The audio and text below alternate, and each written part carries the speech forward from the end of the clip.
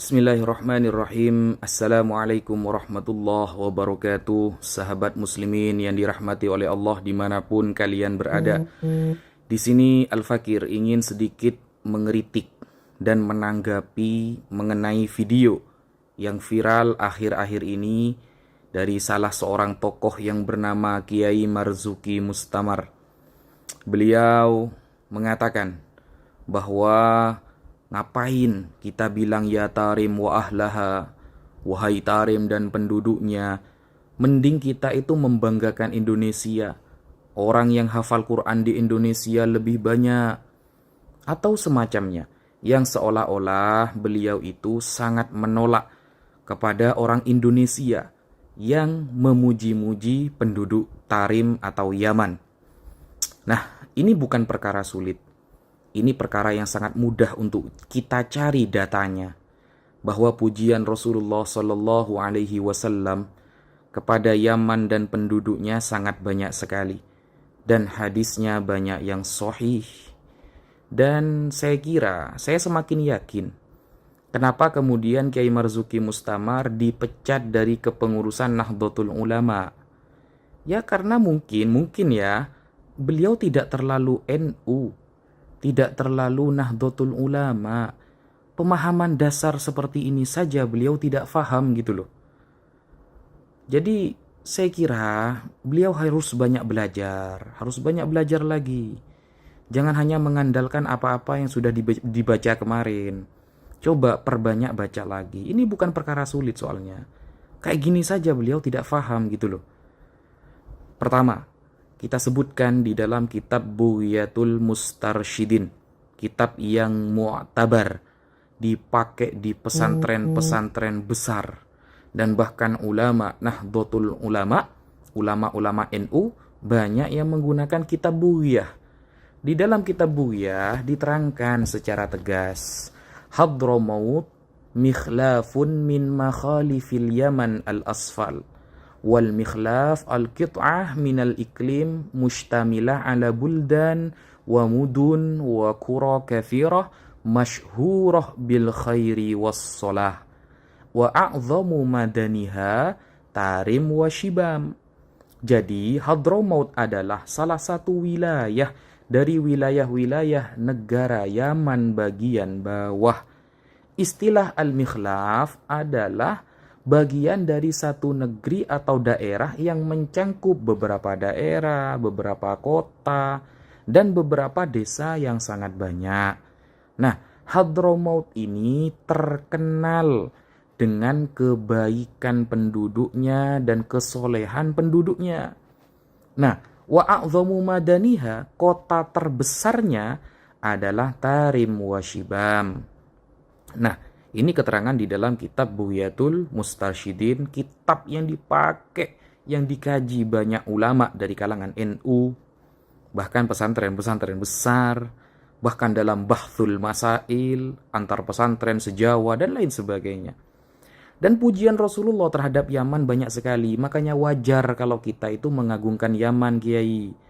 An Abi Hurairah radhiyallahu anin Nabi sallallahu alaihi wasallam, diriwayatkan dari Abu Hurairah bahwa riwayat ini dari Rasulullah langsung, atakum ahlul Yaman hum araqu quluban wa alyanu quluban wal iman yamanun wal hikmatu yamaniyah, riwayat Imam Bukhari, hadis sahih. Kata Rasulullah, telah datang kepada kalian penduduk Yaman.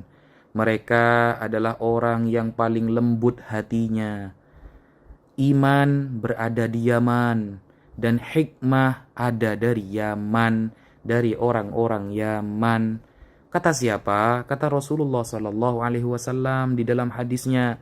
Wajar kalau kita mengagumi orang-orang Yaman, dan bahkan hadis-hadis mengenai eskatologi, mengenai akhir zaman, Rasulullah rata-rata mengagungkan Syam dan Yaman. Sampai Rasulullah dulu mendoakan, Allahumma barik lana fi Syamina, berkahilah tanah Syam kami ya Allah, wa barik lana fi Yamanina, dan berkahilah tanah Yaman kami. Doa Rasulullah tidak akan pernah luput. Jadi kalau Rasulullah saja mendoakan kota itu, negara itu, tanah itu, dan penduduknya, maka wajar kita sebagai umat Nabi Muhammad SAW juga mengagungkannya. Gitu loh. Hal seperti ini aja Ki Marzuki Mustamar tidak faham gitu loh. Bahkan rawa Abdul Razak ani bin Juraij qala balagona anna tubba'an awwalu man kasal Ka'bah.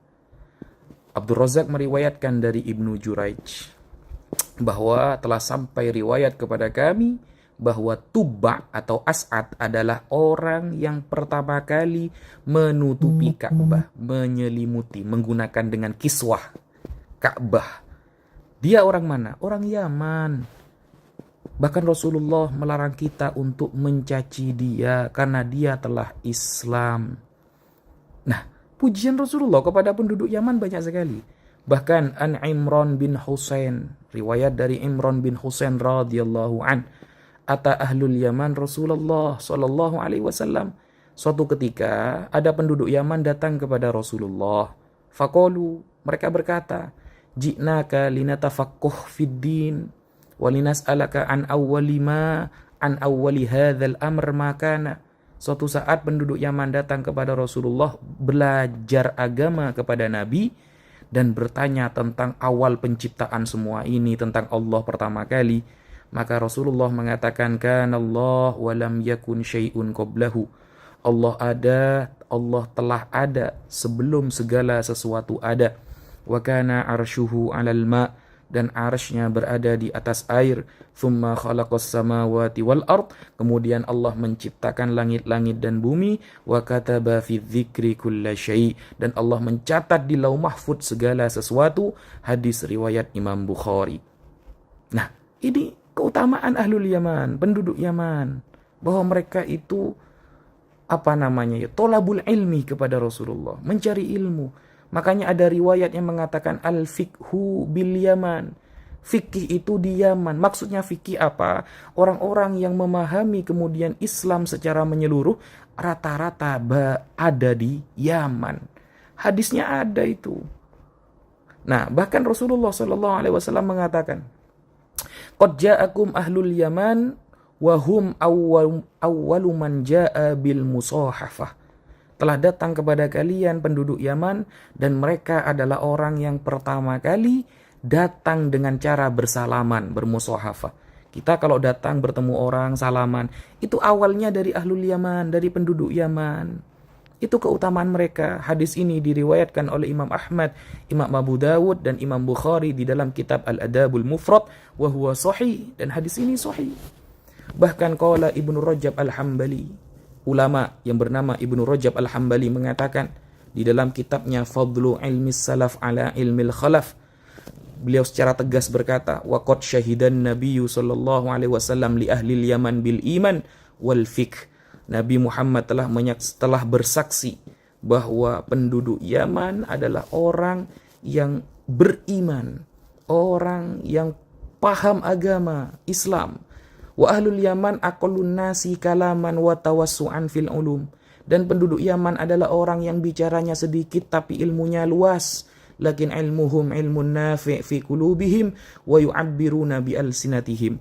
Dan ilmu mereka ilmu yang bermanfaat fi qulubihim, di hati mereka, dan mereka menyampaikannya dengan lisan-lisan mereka anil qadril muhtaj ilaihi min dzalika. Hanya sekedarnya saja, sesuai sesuai hajat, tidak bertele-tele dalam hal menyampaikan ilmu. Wa hadza huwal fiqhu wal ilmun nafi', dan inilah yang dimaksud dengan al-fiqhu dan ilmu yang bermanfaat. Kata Imam Ibnu Rajab Al-Hambali. Keutamaan apa? Keutamaan penduduk Yaman. Masa begini saja tidak faham, Kiai? Mungkin itu yang bisa saya sampaikan.